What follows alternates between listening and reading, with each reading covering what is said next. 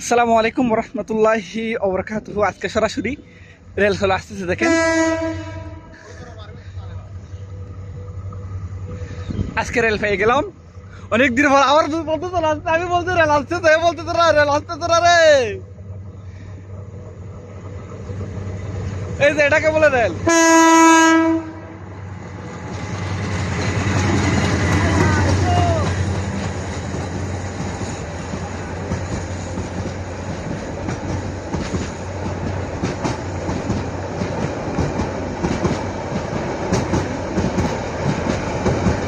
সবাইকে সবাইকে সবাইকে